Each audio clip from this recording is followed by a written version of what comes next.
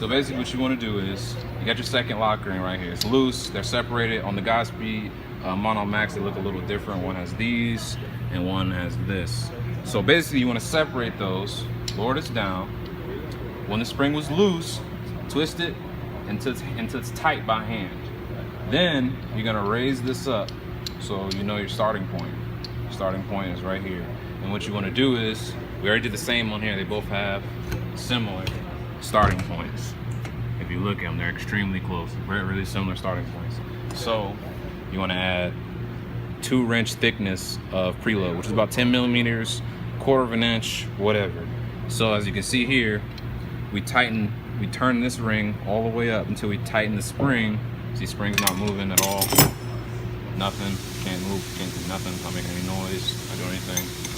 But these are both with the same starting point, and you can fit the spanner wrench in between. So that's what we're gonna do. Alright, stop. Alright, so to start with preload, what you wanna do is, like I said, the spring is loose, it's free to play, it's moving all over the place. So you wanna take the top ring, turn it,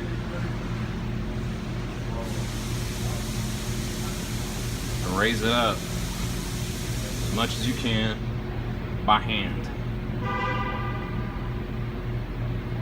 which is right about there. So then you're gonna raise this up to meet it. Take your larger ring with the Godspeeds, and we're gonna compress it. Oh, okay, so it fits in there like that. You can just do it like that. I guess that's cool. I bang with that. All right, so we got them both set. Both of these are locked. Right now, we can't undo the rod height. Rod height's set here. So what you want to do is raise this up and either thread in or thread out the coil to raise and lower the car. Right now, I'm pretty sure this is going to be a tall setting, so we're going to lower it probably about halfway and see what it does. We're going to lower it probably about halfway. So basically what you're going to do, we're going to show you, you're going to unlock this, raise it up, and you're just going to twist this in and thread it in, and it's going to start getting shorter and shorter, and that's how you set rod. Yeah, so basically we're going to install on those 14 mils. We're going to take out cowl and all that, wiper blade, and plastic cowl. There's only one way this can face for your camber. It should be parallel to your tire. So when you camber in the car, the tire should tilt up. It shouldn't be facing like this direction or whatever direction. There's only 3 ways it can go in with the both holes. And after that, you want to match this up, strut holes. Easy way to do that is to just get a jack and jack up your control arm and just bolt it up. It's the easiest way. All right, so basically, spring is what is it? 5.5? Yes, 5.5 inches. So we're going to compress to 5 1/4. That's it. Basically, you see the mark right here. That's at the top, 5.5, and then we're going to compress it 1/4 inch to 5 1/4. That's it. Easy. All right. So basically, I'm going to show you how to get the rear spring in.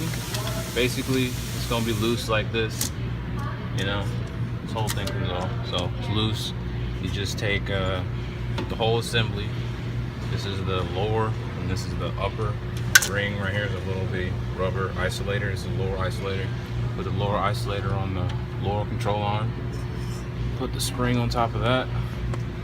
And you want to take your jack and just jack up, come to angle it like that. Just jack up your lower control arm.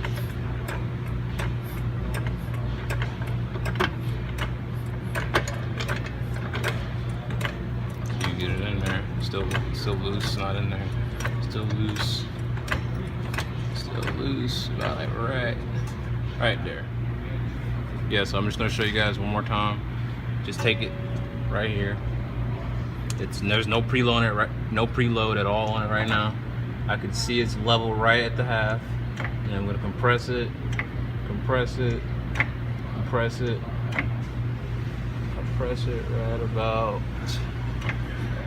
right about there.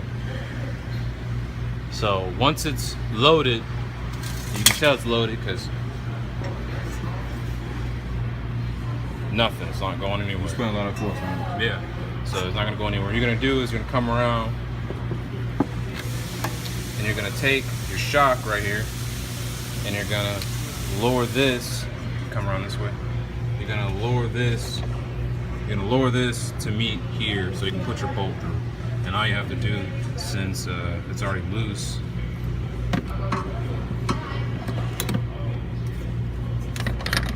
spin that down. All right, so basically we couldn't get the strut to bolt up, the calipers in the way. So all you gotta do is lower your e-brake while, take your e-brake off. You got a 12 millimeter. All you need is a 12. You got a 12 millimeter holding the line over here. Twist the light, son. Twist the light. Twist the other way. Right over here. Took that off. And then you got the two 12s on both sides of the caliper. And you take those off, and then the caliper will come off. So, and then you can have enough clearance to put that. All right. So basically, got it all together. Got it lowered down. And jack's still on it, holding it. Let the jack out. See, when you let the jack out, it holds its compression. And that's held by the gas shock, holding the control arm in that position. So then all you gotta do is lower that lock ring and lock it together, and it'll hold. And also with these Godspeed coilovers, there's a hex key. It gives you a, where is it? Yeah, it gives you one of these. That's to lock your ring on the rod height, since there's only one ring.